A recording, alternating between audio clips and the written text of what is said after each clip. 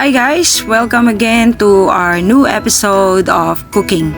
Do you still remember yung trimmings last time sa shawarma rice recipe? Ito na po siya.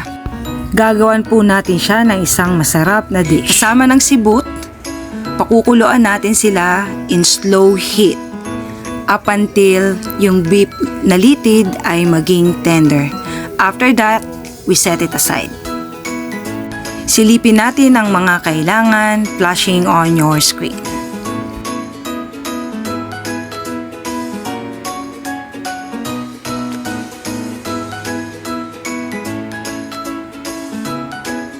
By the way guys, kung wala kayong makitang sibut, pwede kayong gumamit ng 5 spice para replacement ng sibut. Napakasimple po ng recipe na ito. Napakasarap and wala pong masasayang na scrap. Pwede po natin silang gawa ng magandang recipe. Kailangan lang po maging resourceful tayo at imaginative sa mga ginagawa natin. Of course, may mga trial and errors, pero syempre it will definitely help kung gagawin po natin ang makakaya natin para walang nasasayang sa ating kusina.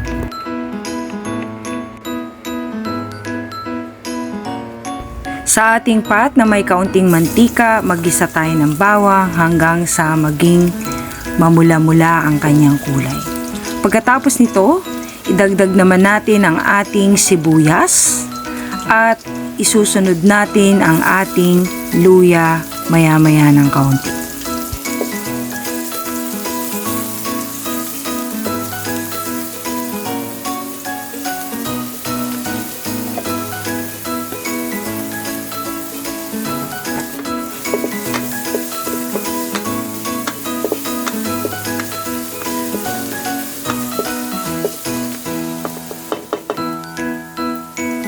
Pagkatapos magisang mabuti ang ating bawang, sibuyas at luya, ilagay natin ang pinalambot na litid ng baka.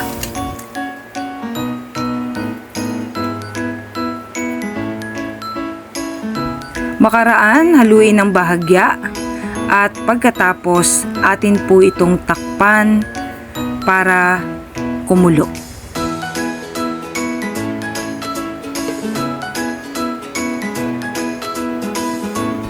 Makaraan ng ilang minuto pagkakulo, atin po siyang muling tingnan at lagyan po natin siya ng paminta.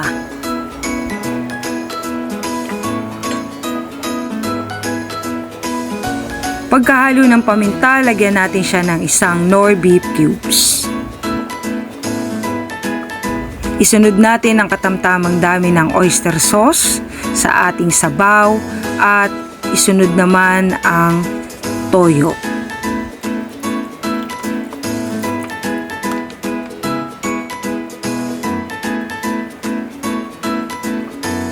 Laging tandaan, ang pagtimpla sa anumang lutuin ay naaayon sa inyong panlasa. Maglagay po tayo ng konting asin at pagkatapos kaunting asukal pambalanse ng lasa.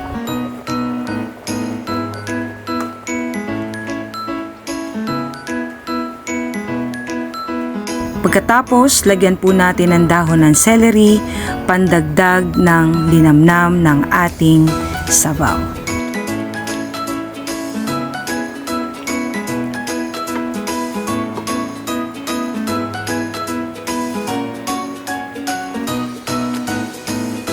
Ilang sandali pa, hinaan ang apoy, ilagay ang cornstarch na diluted sa tubig at dahan-dahang haluin upang makuha natin ang tamang lapot na ating nais para sa ating sabaw.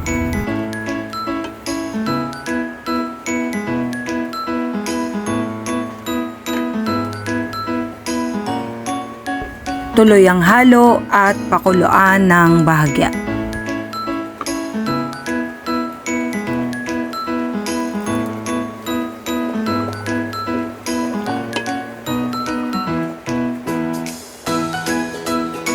Pandagdag lasa, naglagay po ako ng isang green chili.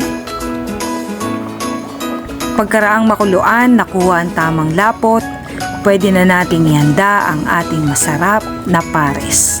Malambot na bulitid ng baka, lagyan ng kalamansi, green onion, ang fried garlic, of course meron tayong hot sauce. Di mawawala ang masarap na fried rice kapartner ng pares. Yan po mga guys, simple recipe. Pares out from the trimmings coming from the beef. Have a good day everyone. I hope that you enjoy this simple recipe. Walang sayang, walang maitatapon. Gawa natin ang magandang recipe. Ang akala nating scrap